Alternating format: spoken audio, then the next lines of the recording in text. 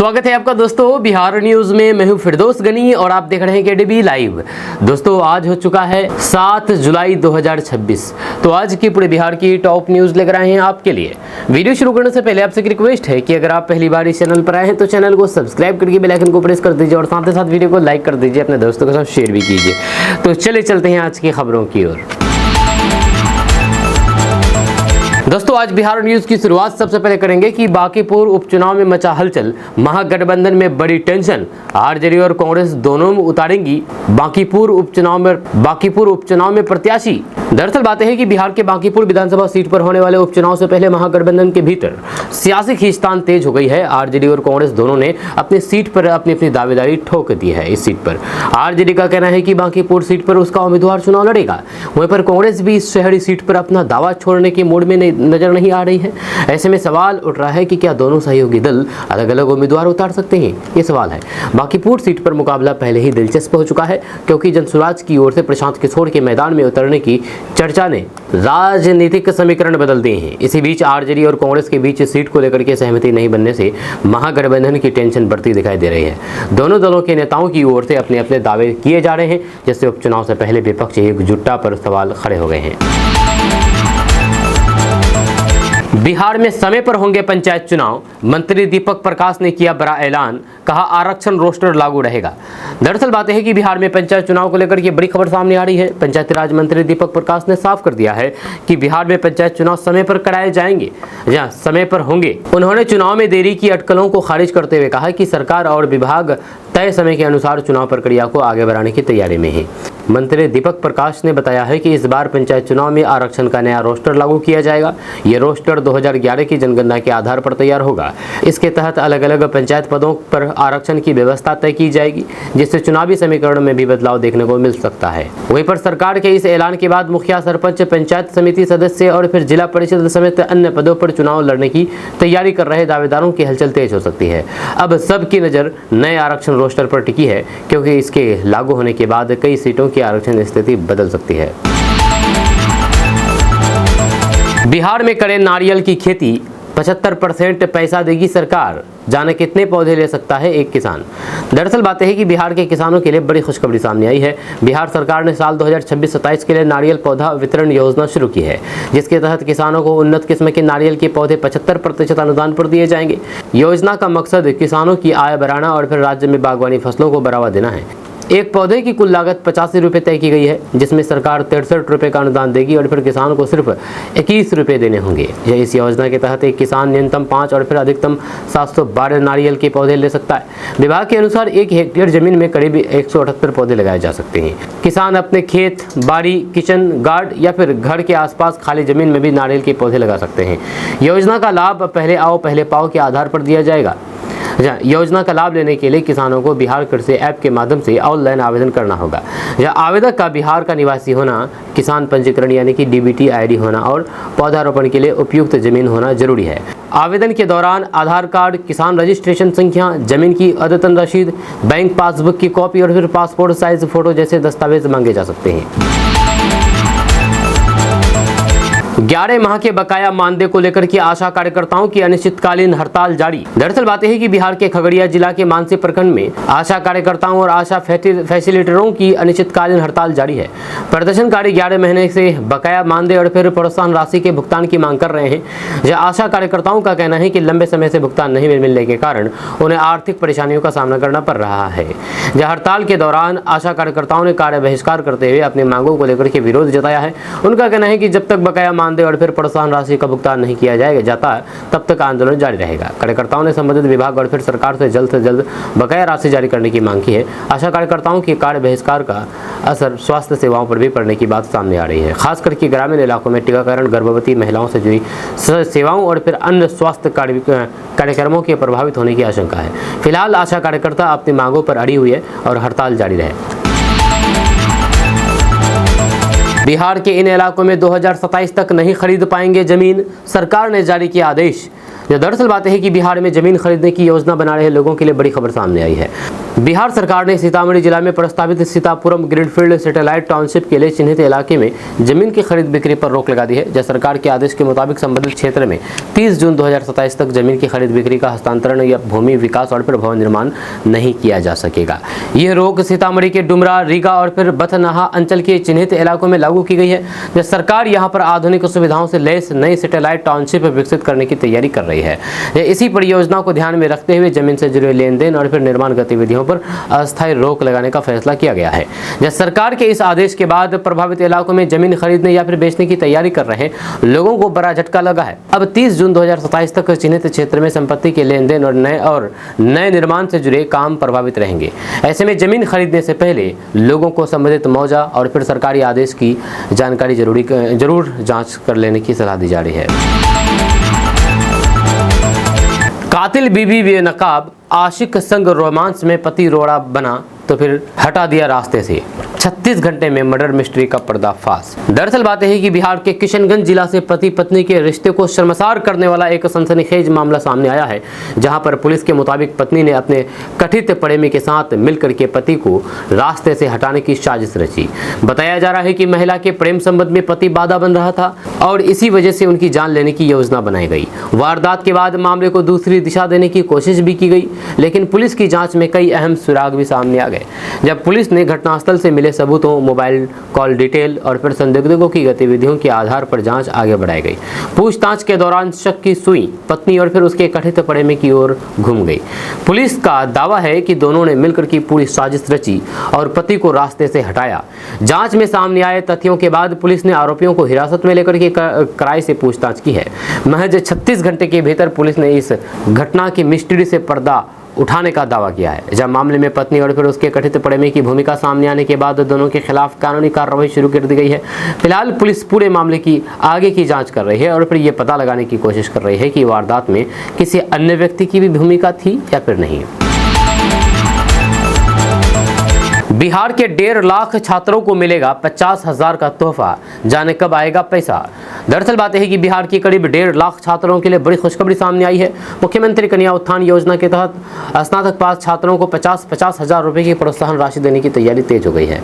उच्च शिक्षा विभाग की ओर से पात्र छात्रों के डेटा की जाँच और सत्यापन का काम किया जा रहा है, ताकि योजना की राशि सही लाभार्थियों तक पहुँच सके। रिपोर्ट्स के मुताबिक बिहार के अलग अलग विश्वविद्यालयों और कॉलेजों से स्नातक पास करीब 1.5 लाख छात्रों को इस योजना का लाभ मिल सकता है। सत्यापन प्रक्रिया पूरी होने के बाद योग्य छात्रों के बैंक खातों में 50,000 रुपए की राशि सीधे डीबीटी के माध्यम से भेजी जाएगी। इसके लिए छात्रों के नाम, आधार, बैंक खाते और फिर शैक्षणिक रिकॉर्ड से जुड़ी जानकारी सही होना जरूरी है। अब सबसे बड़ा सवाल यह है कि पैसा कब आएगा। ताजा जानकारी के अनुसार विभागीय स्तर पर प्रक्रिया तेज कर दी गई है और जरूरी सत्यापन पूरा होने के बाद राशि भेजने की कार्रवाई शुरू कर दी जाएगी। हालांकि भुगतान की सटीक तारीख को लेकर के छात्रों को आधिकारिक अपडेट पर नजर रखने की सलाह दी गई है। ऐसे में लंबे समय से 50,000 रुपए का इंतजार कर रही छात्रों को जल्द बड़ी राहत मिल सकती है। 60 साल के शख्स के साथ चली गई 30 वर्षीय पत्नी, फिर घर पहुंचा पहला पति। हाई वोल्टेज ड्रामे के बाद क्या हुआ।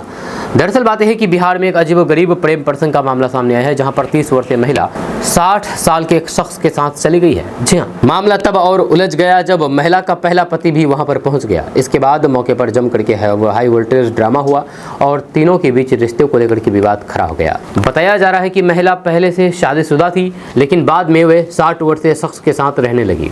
इस बीच उसका पहला पति उसे खोजते हुए वहां पर पहुंच गया और अपनी पत्नी को वापस ले जाने की बात कहने लगा।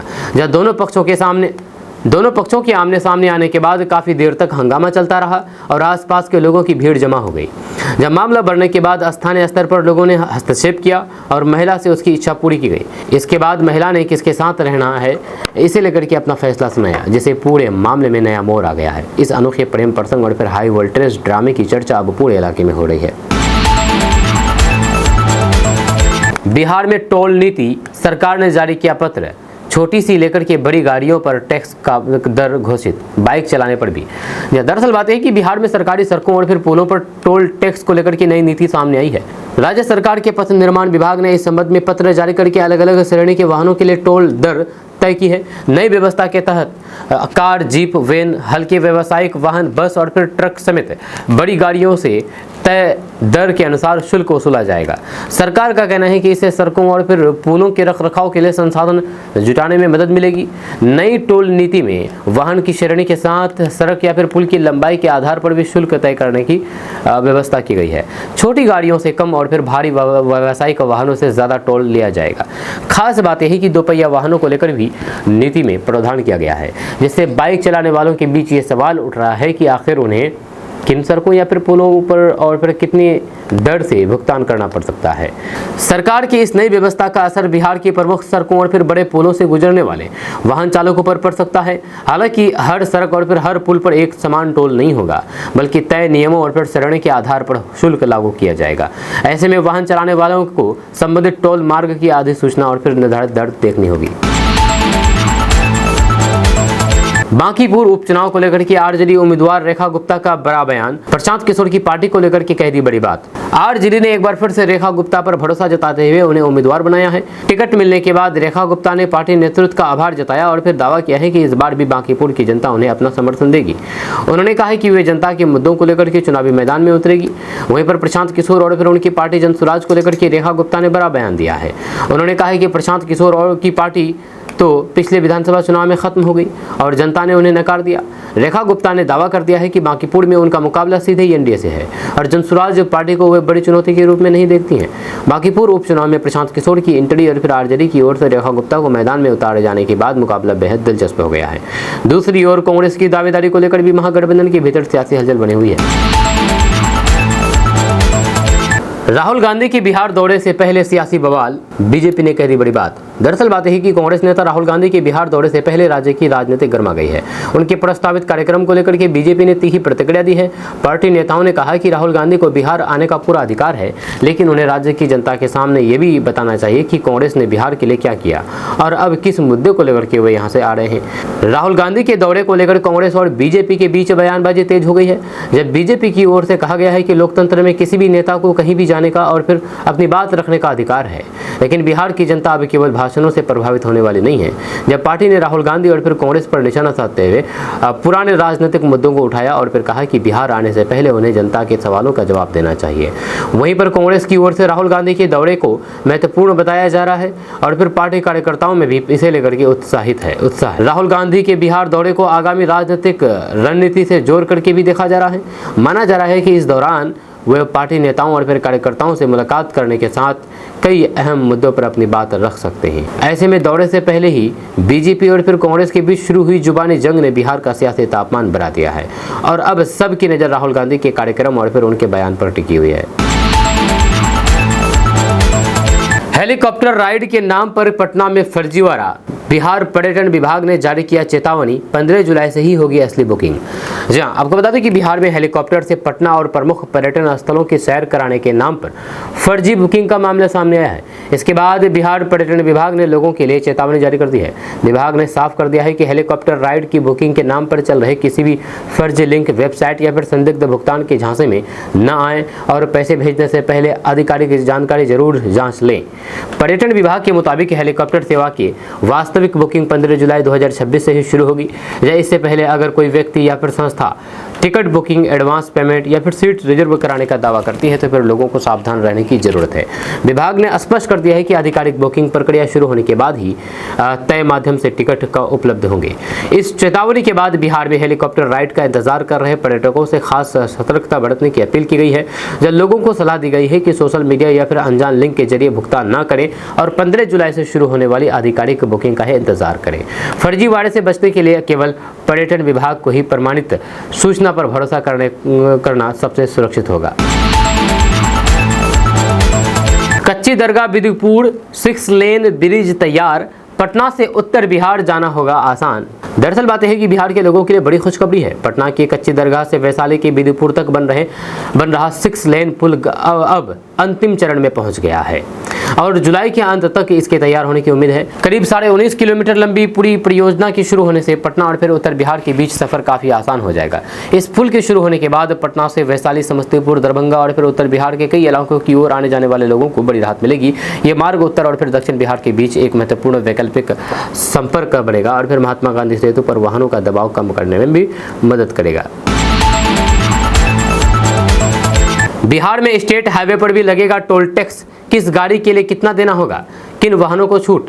दरअसल बात है कि बिहार में अब नेशनल हाईवे की तरह स्टेट हाईवे, बड़े पुल, बाईपास और फिर सुरंगों पर भी टोल टैक्स देना होगा। राज्य सरकार ने बिहार पथ उपयोगकर्ता शुल्क नियमावली 2026 की अधिसूचना जारी कर दी है। नई दरों के अनुसार कार, जीप और फिर वैन जैसे हल्के वाहनों से ₹1.25 प्रति किलोमीटर, हल्के व्यावसायिक वाहनों से ₹2 प्रति किलोमीटर और 2 एक्सल वाले बस या फिर ट्रक से ₹4.25 प्रति किलोमीटर टोल वसूला जाएगा। वहीं पर भारी निर्माण मशीनरी और फिर बड़े वाहनों के लिए ज्यादा शुल्क तय किया गया है। जब पोकलेन, डंपर जैसे भारी वाहनों से ₹6.65 प्रति किलोमीटर, जबकि 7 या फिर उससे अधिक एक्सल वाले बड़े गाड़ियों से ₹8.10 प्रति किलोमीटर तक वसूला जाएगा। यह टोल की वसूली फास्टैग या फिर अन्य स्वीकृत इलेक्ट्रॉनिक माध्यम से ही होगी, जबकि बिना फास्टैग और फिर ओवरलोड वाहनों से अधिक शुल्क वसूलने का प्रावधान किया गया है। पटना में झमाझम बारिश, बिहार में एक्टिव हुआ मानसून, 12 जिलों में ऑरेंज और 12 जिलों में येलो अलर्ट। दरअसल बात है कि बिहार में मानसून एक बार फिर से पूरी तरह से सक्रिय हो गया है और फिर राजधानी पटना में झमाझम बारिश से मौसम सुहाना हो गया है। कई इलाकों में तेज बारिश के कारण सड़कों पर जलजमाव की स्थिति भी देखने को मिली है। मौसम विभाग के अनुसार बिहार के अलग अलग हिस्सों में अगले 24 घंटे के दौरान भारी से बहुत भारी बारिश, मेघ गर्जन और फिर वज्रपात की संभावना बनी हुई है। मौसम विभाग ने बिहार के 12 जिलों में ऑरेंज अलर्ट और 12 जिलों में येलो अलर्ट जारी कर दिया है। ऑरेंज अलर्ट वाले इलाकों में भारी से बहुत भारी बारिश की आशंका है, जबकि येलो अलर्ट वाले जिलों में गरज चमक के साथ बारिश और फिर वज्रपात हो सकता है। मानसून की सक्रियता बढ़ने से उत्तर और फिर दक्षिण बिहार के कई हिस्सों में बारिश का दौर जारी रहने की संभावना जताई गई है। मौसम विभाग ने खराब मौसम के दौरान लोगों को सतर्क रहने की सलाह दी गई है। खासकर के वज्रपात के समय खुले मैदान, ऊंचे पेड़ और बिजली के खंभों से दूर रहने को कहा गया है। किसानों और फिर बाहर काम करने वाले लोगों से भी विशेष सावधानी बरतने की अपील की गई है, क्योंकि आने वाले दिनों में बिहार के कई जिलों में भारी बारिश का सिलसिला जारी रह सकता है। सास के एक्सरे का पैसा नहीं दे पाई बहू तो सरकारी अस्पताल में स्टाफ ने लूट ली असमत। वीडियो वायरल हुआ तो मचा हड़कंप। दरअसल बात है कि बिहार के एक सरकारी अस्पताल से एक बेहद और फिर शर्मनाक मामला सामने आया है। आरोप है कि अपनी सास का इलाज कराने पहुंची एक महिला एक्सरे के पैसे नहीं दे पाई, जिसके बाद अस्पताल से जुड़े एक स्टाफ ने कथित तौर पर उसकी मजबूरी का फायदा उठाया और उसके साथ गलत काम किया। घटना से जुड़ा एक वीडियो सोशल मीडिया पर तेजी से वायरल होने के बाद पूरे इलाके में तुल पकड़ लिया है। जब बताया जा रहा है कि महिला अपनी सास को इलाज के लिए अस्पताल लेकर के गई थी, जहां पर एक्सरे कराने के लिए पैसे की जरूरत पड़ी। आरोप है कि आर्थिक मजबूरी का फायदा उठा करके आरोपी स्टाफ ने महिला के साथ गलत हरकत की। वायरल वीडियो सामने आने के बाद स्थानीय लोगों में आक्रोश है और लोगों के खिलाफ सख्त कार्रवाई की मांग की जा रही है। मामला सामने आने के बाद संबंधित अधिकारियों और फिर पुलिस की भूमिका पर भी सवाल उठ रहे हैं। वायरल वीडियो और फिर महिला के आरोपों के आधार पर पूरे घटनाक्रम की जाँच की बात कही जा रही है। फिलहाल आरोपी के अधिकारिक पुष्टि और फिर जांच के निष्कर्ष का इंतजार है, जबकि दोषी पाए जाने पर आरोपी के खिलाफ कड़ी कानूनी कार्रवाई की मांग तेज हो गई है। अपनों पर अंधा भरोसे का नतीजा, बिहार में पति के सामने ही भतीजे ने चाची की मांग में भरा सिंदूर। दरअसल बात है कि बिहार से रिश्तों को हैरान कर देने वाला एक मामला सामने आया है, जहां पर एक युवक ने अपने ही चाचा की पत्नी की मांग में सिंदूर भर दिया। सबसे चौंकाने वाली बात यह रही कि ये पूरा घटनाक्रम महिला के पति के सामने हुआ। बताया जा रहा है कि चाचा अपने भतीजे पर काफ़ी भरोसा करता था, लेकिन बाद में दोनों के बीच कथित प्रेम संबंध की बात सामने आने से परिवार में हरकंप मच गया। जानकारी के मुताबिक महिला और फिर उसके भतीजे के बीच लंबे समय से नज़दीकियां बढ़ रही थी। जब इस रिश्ते की भनक पति और फिर परिवार के अन्य लोगों को लगी तो मामला विवाद तक पहुँच गया। इसी दौरान युवक ने महिला के पति के सामने ही उसकी मांग में सिंदूर भरकर के साथ रहने की इच्छा जताई। इसके बाद मौके पर हाई वोल्टेज ड्रामा शुरू हो गया और आसपास के लोगों की भीड़ जुट गई। इस घटना के बाद मामला पूरे इलाके में चर्चा का विषय बन गया है। परिवार और रिश्तेदारों के बीच तनाव की स्थिति बनी हुई है, जबकि महिला के फैसले को लेकर भी तरह तरह की बातें सामने आ रही है। फिलहाल इस अनोखे रिश्ते और फिर पति के सामने सिंदूर भरने की घटना ने सभी को हैरान कर दिया है। बिहार सरकार की बड़ी कार्रवाई, 3 शहरों के मास्टर प्लान में लापरवाही पर गुजरात की कंपनी 1 साल के लिए ब्लैक लिस्ट। दरअसल बात है कि बिहार सरकार ने 3 शहरों के मास्टर प्लान तैयार करने में लापरवाही बरतने पर बड़ी कार्रवाई की है। नगर विकास एवं आवास विभाग ने गुजरात की एक कंपनी को 1 साल के लिए ब्लैक लिस्ट कर दिया है। आरोप है कि कंपनी को तय समय सीमा के भीतर मास्टर प्लान से जुड़ा काम करना था, लेकिन लगातार देरी और फिर अपेक्षित प्रगति नहीं होने के कारण सरकार ने सख्त कदम उठाया। जानकारी के मुताबिक संबंधित कंपनी को बिहार के 3 शहरों के विकास और फिर भविष्य की जरूरतों को ध्यान में रखते हुए मास्टर प्लान तैयार करने की जिम्मेदारी दी गई थी। विभाग की ओर से कई बार काम में तेजी लाने और फिर तय मानकों के अनुसार रिपोर्ट उपलब्ध कराने को कहा गया, लेकिन संतोषजनक सुधार नहीं हुआ। इसके बाद कंपनी के कामकाज की समीक्षा की गई और लापरवाही सामने आने पर ब्लैक लिस्ट करने का फैसला किया गया। सरकार की इस कार्रवाई के बाद कंपनी 1 साल तक संबंधित विभाग की निविदा और फिर अन्य कार्यों में भाग नहीं ले सकेगी। इस फैसले को मास्टर प्लान जैसी महत्वपूर्ण परियोजनाओं में देरी करने वाली एजेंसियों के लिए कड़ा संदेश माना जा रहा है। सरकार ने साफ संकेत दिया है कि शहरी विकास से जुड़े कामों में लापरवाही और फिर अनावश्यक देरी बर्दाश्त नहीं की जाएगी।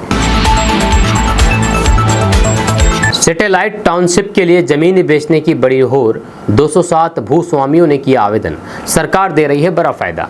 दरअसल बात है कि बिहार में प्रस्तावित सैटेलाइट टाउनशिप के लिए जमीन देने को लेकर के भूस्वामियों में जबरदस्त उत्साह देखने को मिल रहा है। योजना के तहत अब तक 207 भूस्वामियों ने अपनी जमीन बेचने के लिए आवेदन किया है। सरकार की ओर से आकर्षक मुआवजा और फिर विशेष लाभ दिए जाने के कारण बड़ी संख्या में जमीन मालिक इस परियोजना से जुड़ने के लिए आगे आ रहे हैं। जानकारी के मुताबिक सरकार सैटेलाइट टाउनशिप विकसित करने के लिए चिन्हित क्षेत्रों में जमीन की व्यवस्था कर रही है। भूस्वामियों को बाजार मूल्य के आधार पर बेहतर भुगतान और फिर नियमों के अनुसार अतिरिक्त लाभ देने का प्रस्ताव प्रावधान किया गया है। इसी वजह से जमीन बेचने के इच्छुक लोगों की संख्या लगातार बढ़ रही है और आवेदन प्रक्रिया में तेजी से आगे बढ़ रही है। सैटेलाइट टाउनशिप परियोजना का मकसद आधुनिक सुविधाओं से लैस नया शहरी क्षेत्र विकसित करना है, जहां पर सड़क, बिजली, पानी, आवास और फिर अन्य बुनियादी सुविधाएं उपलब्ध होंगी। 207 भूस्वामियों के आवेदन के बाद परियोजना के लिए जमीन जुटाने की प्रक्रिया को बड़ी गति मिलने की उम्मीद है और सरकार अब आवेदनों की जांच के बाद आगे की कार्रवाई करेगी। किशनगंज सांसद डॉक्टर जावेद आजाद की पहल पर केंद्र सक्रिय, कटाव मामले में बिहार सरकार से मांगी रिपोर्ट। दरअसल बात है कि किशनगंज में नदी कटाव की गंभीर समस्या को लेकर के सांसद डॉक्टर जावेद आजाद की पहल के बाद केंद्र सरकार सक्रिय हो गई है। जहां सांसद ने कटाव से प्रभावित इलाकों और फिर स्थानीय लोगों की परेशानियों का मुद्दा केंद्र के सामने उठाया था, जिसके बाद संबंधित केंद्रीय मंत्रालय ने मामले का संज्ञान लेते हुए बिहार सरकार से विस्तृत रिपोर्ट मांगी है। इस कदम से कटाव प्रभावित परिवारों में राहत की उम्मीद जगी है। बताया जा रहा है कि किशनगंज जिले के कई इलाकों में नदियों के कटाव से हर साल बड़ी संख्या में लोगों की जमीन, घर और फिर खेती प्रभावित होती है। सांसद डॉक्टर जावेद आजाद ने इस समस्या को गंभीर बताते हुए केंद्र सरकार ने अस्थायी समाधान और फिर जरूरी कार्रवाई की मांग की थी। इसके बाद केंद्र की ओर से राज्य सरकार के से कटाव की स्थिति, प्रभावित क्षेत्रों और फिर अब तक उठाए गए कदमों की जानकारी मांगी गई है। अब बिहार सरकार की रिपोर्ट के आधार पर आगे की कार्रवाई तय होने की उम्मीद है। माना जा रहा है कि रिपोर्ट मिलने के बाद कटाव रोकने के लिए विशेष योजना, तटबंध निर्माण या फिर अन्य संरचनात्मक उपायों पर फैसला लिया जा सकता है। जहां सांसद की पहल के बाद केंद्र के सक्रिय होने से किशनगंज के कटाव प्रभावित इलाकों के लोगों को समस्या के अस्थायी समाधान की उम्मीद बढ़ गई है। बांकीपुर उपचुनाव, प्रशांत किशोर की चुनौती पर जेडीयू का पलटवार, मंत्री श्रवण कुमार बोले जनता ने पहले ही नकारा। दरअसल बात है कि बांकीपुर विधानसभा उपचुनाव को लेकर के बिहार की राजनीति गर्मा गई है। जनसुराज के नेता प्रशांत किशोर की चुनौती पर जेडीयू ने जोरदार पलटवार किया है। बिहार सरकार में मंत्री श्रवण कुमार ने कहा है कि प्रशांत किशोर को बिहार की जनता पहले ही नकार चुकी है। एआई से एडिट किया गया नीतीश कुमार का वीडियो, शराबबंदी हटने की झूठी खबर फैलाने पर हुई एफआईआर। दरअसल बात है कि बिहार में एआई के जरिए पूर्व मुख्यमंत्री नीतीश कुमार का एक वीडियो एडिट करके शराबबंदी हटने की झूठी खबर फैलाने का मामला सामने आया है। आरोप है कि एक व्यक्ति ने पूर्व मुख्यमंत्री नीतीश कुमार के पुराने वीडियो से छेड़छाड़ करके ऐसा दिखाने की कोशिश की है जैसे बिहार में शराबबंदी खत्म करने की घोषणा कर दी गई हो। जब वीडियो सोशल मीडिया पर तेजी से वायरल होने के बाद प्रशासन हरकत में आया और फिर मामले की जांच शुरू की है। जांच में सामने आया है कि वायरल वीडियो असली नहीं था, बल्कि एआई तकनीक की मदद से एडिट किया गया था। फर्जी वीडियो के जरिए लोगों के बीच भ्रम फैलाने और फिर सरकार की शराबबंदी नीति को लेकर के गलत जानकारी देने का आरोप लगाया गया है। अधिकारियों ने लोगों से अपील की है कि सोशल मीडिया पर वायरल किसी भी वीडियो या फिर खबर पर भरोसा करने से पहले उसकी आधिकारिक पुष्टि जरूर करें। जब मामले की गंभीरता को देखते हुए झूठी खबर फैलाने वाले के खिलाफ एफआईआर दर्ज की गई है और आगे की कानूनी कार्रवाई की जा रही है। पुलिस ये भी पता लगाने में जुटी हुई है कि वीडियो किसने बनाया, कहां से अपलोड किया गया और इसे वायरल करने में किन लोगों की भूमिका रही है। प्रशासन ने साफ कर दिया है कि एआई के जरिए फर्जी और फिर धार्मिक सामग्री फैलाने वालों के खिलाफ सख्त कार्रवाई की जाएगी। बिहार के विशिष्ट शिक्षकों के लिए खबर, 15 जुलाई से मिलेगा नियुक्ति पत्र, 20 से 25 के बीच स्कूलों में देना होगा योगदान। दरअसल बात है कि बिहार के विशिष्ट शिक्षकों के लिए बड़ी खबर सामने आई है। तृतीय और फिर चतुर्थ सक्षमता परीक्षा पास करके काउंसलिंग पूरी करने वाले स्थानीय निकाय शिक्षकों को 15 से 18 जुलाई के बीच औपबंधिक नियुक्ति पत्र दिया जाएगा। शिक्षा विभाग ने नियुक्ति और फिर पदस्थापन की पूरी समय सारणी जारी कर दी है, जिसके बाद हजारों शिक्षकों का इंतजार खत्म होने वाला है। जारी कार्यक्रम के अनुसार नियुक्ति पत्रों की प्रिंटिंग 8 से 10 जुलाई के बीच होगी और संबंधित जिला शिक्षा पदाधिकारी के डिजिटल हस्ताक्षर से उन्हें जारी किया जाएगा। इसके बाद 15 से 18 जुलाई के बीच जिला स्तर पर शिक्षकों को औपबंधिक नियुक्ति पत्र, विद्यालय पदस्थापन तथा योगदान पत्र उपलब्ध कराया जाएगा। खास बात यह है कि चयनित शिक्षकों का पदस्थापन उसी विद्यालय में किया जाएगा जहां पर वे वर्तमान में कार्यरत हैं। नियुक्ति पत्र मिलने के बाद शिक्षकों के 20 से 25 जुलाई के बीच अपने संबंधित विद्यालय में विशिष्ट शिक्षकों के रूप में योगदान देना होगा। योगदान की तारीख से ही वे विशिष्ट शिक्षक माने जाएंगे और फिर स्थानीय निकाय शिक्षक के पद से खुद विरमित हो जाएंगे। 10 लाख की गाड़ी में 5 लाख की शराब, उत्पाद विभाग ने रूटीन चेकिंग में तस्करों को पकड़ा। दरअसल बात है कि बिहार में शराबबंदी के बीच तस्करी का एक हैरान करने वाला मामला सामने आया है। उत्पाद विभाग की टीम ने रूटीन चेकिंग के दौरान करीब 10 लाख रुपए की कीमत की एक गाड़ी को रोका, तो फिर तलाशी में उसके अंदर से लगभग 5 लाख रुपए की शराब बरामद हुई। जहां इतनी बड़ी मात्रा में शराब मिलने के बाद टीम ने वाहन को जब्त कर लिया और मामले में शामिल तस्करों को पकड़ लिया है। बताया जा रहा है कि शराब को बेहद शातिर तरीके से गाड़ी के अंदर छिपा करके ले जाया जा रहा था ताकि सामान्य जांच में किसी को शक ना हो, लेकिन उत्पाद विभाग की टीम ने संदेह के आधार पर वाहन की गहन तलाशी ली, जिसके बाद शराब की खेप बरामद हुई है। यह कार्रवाई के दौरान वाहन में सवार लोगों से पूछताछ की गई और शराब की सप्लाई से जुड़े नेटवर्क की जानकारी जुटाने की कोशिश शुरू हुई। उत्पाद विभाग अब ये पता लगाने में जुटा हुआ है कि शराब की खेप कहां से लाई गई थी और इसे किस इलाके में पहुंचाया जाना था। जब पकड़े गए आरोपियों से पूछताछ के आधार पर तस्करी नेटवर्क से जुड़े अन्य लोगों की पहचान की जा रही है। शराबबंदी वाले बिहार में इस कार्रवाई को उत्पाद विभाग की बड़ी सफलता माना जा रहा है। बिहार में घुसखोरों पर निगरानी का हंटर, 1.5 साल में नपे 172 भ्रष्ट अफसर, जब्त होगी 102 करोड़ की काली कमाई। दरअसल बात है कि बिहार में भ्रष्टाचार और फिर घुसखोरी के खिलाफ निगरानी विभाग ने बड़ी कार्रवाई की है। पिछले 1.5 साल के दौरान 172 भ्रष्ट अधिकारियों और फिर कर्मचारियों पर शिकंजा कसा गया है। इनमें कई लोगों को रिश्वत लेते रंगे हाथ पकड़ा गया है, जबकि आय से अधिक संपत्ति और फिर पद के दुरुपयोग से जुड़े मामलों में भी कार्रवाई की गई है। सरकार ने साफ संकेत दिया है कि भ्रष्टाचार में शामिल किसी भी अधिकारी या फिर कर्मचारी को बख्शा नहीं जाएगा। जब निगरानी विभाग की जांच में कई अधिकारियों के पास कथित तौर पर करोड़ों रुपए की अवैध संपत्ति का पता चला है। अब करीब 102 करोड़ रुपए की काली कमाई जब्त करने की प्रक्रिया आगे बढ़ाई जा रही है। इसके लिए संबंधित मामलों में कानूनी कार्रवाई और फिर संपत्ति जब्ती से जुड़े प्रस्ताव पर काम किया जा रहा है ताकि भ्रष्टाचार से अर्जित संपत्ति को सरकार के कब्जे में लिया जा सके। राहुल गांधी के बिहार दौरे से पहले सियासी बवाल, बीजेपी बोले आने का अधिकार है लेकिन संभल कर आए। दरअसल बात यह है कि कांग्रेस नेता राहुल गांधी के बिहार दौरे से पहले सियासी बयानबाजी तेज हो गई है। राहुल गांधी के पटना दौरे और फिर मुसल्लहपुर इलाके में प्रस्तावित पदयात्रा को लेकर के बीजेपी ने तीखा हमला बोला है। बीजेपी सांसद रविशंकर प्रसाद ने कहा है कि राहुल गांधी को बिहार आने का पूरा अधिकार है, लेकिन जनता उनके आने से कुछ करने वाले नहीं है। उन्होंने दावा किया है कि राहुल गांधी जहां भी जाते हैं वहां पर कांग्रेस को राजनीतिक नुकसान उठाना पड़ता है। रविशंकर प्रसाद ने राहुल गांधी पर निशाना साधते हुए बंगाल, असम, महाराष्ट्र और फिर हरियाणा का उदाहरण दिया है। उन्होंने कहा है कि राहुल गांधी जनता की नब्ज नहीं समझते और खास करके बिहार की जनता को बिल्कुल भी नहीं समझते हैं। बीजेपी नेता ने एसआईआर के मुद्दे का भी जिक्र किया है और फिर आरोप लगाया है कि राहुल गांधी ने इस मामले को लेकर के हंगामा किया है, लेकिन इसका कोई भी असर नहीं हुआ है। राहुल गांधी की बिहार दौरे को लेकर के कांग्रेस की तैयारियां तेज हो गई है। वहीं पर बीजेपी लगातार हमलावर बनी हुई है। जहां दौरे से पहले दोनों दलों के बीच जुबानी जंग ने बिहार का सियासी तापमान बढ़ा दिया है। बिहार पुलिस में सब इंस्पेक्टर बनने का शानदार मौका, इस दिन से आवेदन शुरू, बेहतरीन है सैलरी। दरअसल बात है कि बिहार पुलिस में सब इंस्पेक्टर बनने का सपना देख रहे युवाओं के लिए शानदार मौका सामने आया है। बिहार पुलिस अवर सेवा आयोग यानी कि BPSSC ने सब इंस्पेक्टर के पदों पर भर्ती निकाली है। इस भर्ती अभियान के तहत कुल 150 पदों पर योग्य उम्मीदवारों की नियुक्ति की जाएगी। इसके लिए ऑनलाइन आवेदन प्रक्रिया 9 जुलाई 2026 से शुरू होगी और इच्छुक उम्मीदवार 9 अगस्त 2026 तक आवेदन कर सकेंगे। इस भर्ती के लिए उम्मीदवार का किसी मान्यता प्राप्त विश्वविद्यालय से ग्रेजुएशन पास होना जरूरी है। चयन प्रक्रिया के तहत उम्मीदवारों को लिखित परीक्षा, शारीरिक दक्षता परीक्षा और फिर अन्य निर्धारित चरणों से गुजरना होगा।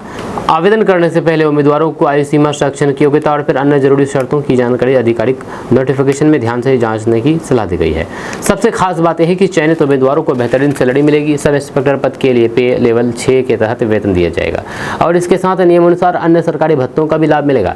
ऐसे में बिहार पुलिस में सरकारी नौकरी की तलाश कर रहे युवाओं के लिए ये एक बड़ा अवसर है और फिर योग्य उम्मीदवार तय तारीख के भीतर अपना आवेदन जरूर पूरा कर लें। बिहार ओपन स्कूलिंग 10वीं और फिर 12वीं के एग्जाम 30 जुलाई से होगी शुरू। दरअसल बात है कि बिहार ओपन स्कूलिंग से 10वीं और फिर 12वीं की पढ़ाई कर रहे छात्रों के लिए बड़ी खबर सामने आई है। Bihar board of open schooling and examination यानी कि BBOSE ने जून सेशन 2026 की परीक्षाओं का शेड्यूल जारी कर दिया है। जारी कार्यक्रम के अनुसार 10वीं और फिर 12वीं की परीक्षाएं 30 जुलाई 2026 से शुरू होगी और फिर 14 अगस्त 2026 तक आयोजित की जाएगी। परीक्षाओं का आयोजन 2 पालियों में किया जाएगा। पहली पाली सुबह 9:30 बजे से दोपहर 1:45 बजे तक चलेगी, जबकि दूसरी पाली दोपहर 2 बजे से शाम 5:15 बजे तक आयोजित की जाएगी। अगले कुछ घंटों में बिहार के 12 जिलों में आंधी तूफान के साथ होगी मूसलाधार बारिश, मौसम विभाग ने जारी किया अलर्ट। दरअसल बात है कि बिहार में मौसम एक बार फिर से बिगड़ने वाला है। मौसम विज्ञान केंद्र ने बिहार के 12 जिलों के लिए येलो अलर्ट जारी कर दिया है। अगले 3 घंटे के दौरान इन जिलों में तेज बारिश के साथ आंधी तूफान, मेघ गर्जन और फिर वज्रपात की आशंका जताई गई है। मौसम विभाग ने लोगों से खराब मौसम के दौरान सतर्क रहने की अपील की है। वहीं पर येलो अलर्ट वाले जिलों में पूर्वी चंपारण, गोपालगंज, सिवान, सारण, भोजपुर, बक्सर, कैमूर, रोहतास, औरंगाबाद, अरवल, जहानाबाद और गया जिला शामिल है। इन इलाकों में 30 से 40 किलोमीटर प्रति घंटे की रफ्तार से तेज हवाएं चलने की संभावना है, जबकि कुछ स्थानों पर भारी बारिश भी हो सकती है। मौसम विभाग ने लोगों को खुले मैदानों, ऊंचे पेड़ों और फिर बिजली के खंभों से दूर रहने की सलाह दी गई है। किसानों और फिर बाहर काम करने वाले लोगों से भी विशेष सावधानी बरतने को कहा गया है। बारिश और फिर वज्रपात के दौरान सुरक्षित स्थान पर रहें और फिर मौसम विभाग की ताज़ा चेतावनियों पर नजर बनाए रखें।